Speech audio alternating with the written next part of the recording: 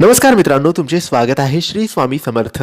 मित्रांनो, आपण प्रत्येक घरामध्ये आपल्याकडे घरात वर्षाचे धान्य भरतो. असं वाटतं की वर्षाचे धान्य भरू तर वर्षभर आपल्याला धान्य घ्यावे लागणार नाही. मग त्याच्यामध्ये आपण तांदूळ भरतो, गहू भरतो, बाजरी, मका, आपल्या परीने आपण जे खातो ते भरण्याचा प्रयत्न करतो की वर्षभर त्याची साठवणूक आपण करून ठेवू. म्हणजे काही अडीअडचण आली, पैशाची समस्या आली, पण घरात हे धान्य असेल तर आपण जेवू तरी शकतो, अन्न तरी कमी होणार नाही, अशी प्रत्येकाची मानसिकता असते. म्हणून गहू, तांदूळ, ज्वारी, मका, बाजरी आपण जेही असेल ते आपण डाळी साळी भरून ठेवत असतो. तर मित्रांनो, जेव्हा आपण हे धान्य भरतो तेव्हा त्या धान्यामध्ये आपण एक वस्तू टाकायची. ही वस्तू टाकल्याने आपल्या घरातलं धान्य कधीच कमी राहणार नाही. कधीच ते डब्बे असू द्या, ती कोठी असू द्या, ज्याच्यामध्ये आपण धान्य भरतो ते खाली होणार नाही. त्याच्यामध्ये भरमसाठ होत राहील. अशी वेळच येणार नाही तुमच्यावर की तुमच्याकडे आता पैसेच नाहीये धान्य घेण्यासाठी. अशी वेळच येणार नाही की घरातलं सगळं धान्य तुमचं संपलेलं आहे. अशी वेळ तुमच्यावर येणारच नाही. धान्य संपण्याच्या आधीच दुसरे धान्य येईल आणि कोणताही व्यक्ती तुमच्या घरी येईल, कोणतीही पाहुणे तुमच्या घरी येतील, ते उपाशी पोटी तर कधीच जाणार नाही. ह्या वस्तूमध्ये एवढी शक्ती, एवढी ताकद आहे. म्हणून मित्रांनो, ही वस्तू तुम्ही तुमच्या धान्यामध्ये टाकायची आहे.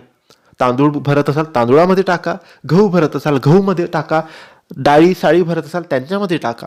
जेवढेही भरत असो आपण त्या सगळ्यांमध्ये आपल्याला ही वस्तू टाकायची आहे. आता ही वस्तू कोणती? तर मित्रांनो, तुमच्या घरात जर कुलदेवीचा तुम्ही कलश भरत असाल तर अतिउत्तम.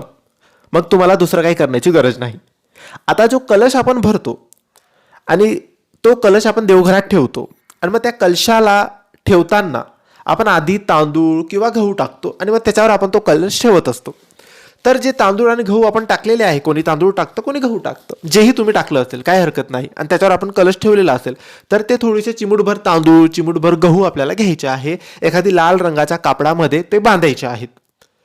आणि जर 2-4 प्रकारचे तुम्ही धान्य भरलेले असेल, गहू असेल, तांदूळ असेल, डाळी असतील, ज्वारी, मका असेल, जेवढेही असेल, वेगवेगळे डब्बे असतील, वेगवेगळे कोठी असतील, तर तुम्ही वेगवेगळे कापड घ्यायचे आहेत.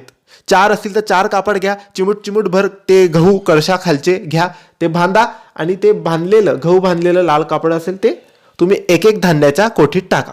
बस एवढं तुम्हाला करायचं आहे. आणि जर तुम्ही कलश भरला नसेल तर मग काय करायचं?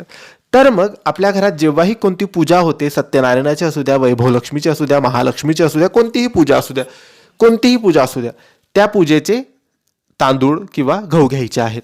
आता ही पूजाच नसेल तर मग जेव्हा आपल्या घरात जर अन्नपूर्णा मातेची मूर्ती असेल तर अन्नपूर्णेची मातेची मूर्ती असते, ती एका वाटीमध्ये तांदूळ ठेवून त्यावरती मूर्ती उभी केली जाते. तुमच्या घरात तसं असेल तर तुम्ही ते तांदूळ घेऊन सुद्धा बांधू शकतात आणि ते तुमच्या धान्यात टाकू शकतात. लाल कापडातच बांधून टाकायचं आहे. झालं.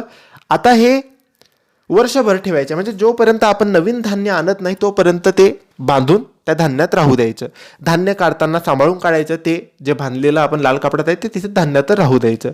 आणि जेव्हा आपलं धान्य संपूर्ण संपेल किंवा दुसरं धान्य येणार असेल तेव्हा आपण नवीन पुन्हा अशी प्रक्रिया करायची. पुन्हा ते नवीन बांधायचं आणि पुन्हा टाकायचं ते तांदूळ गहू, आणि जे जुने असतील ते वाहत्या पाण्यात आपण ते विसर्जन करायचं. असं प्रत्येक वर्षी करा. कधीच अन्नधान्याची कमी तुमच्या घरात होणार नाही. श्री स्वामी समर्थ.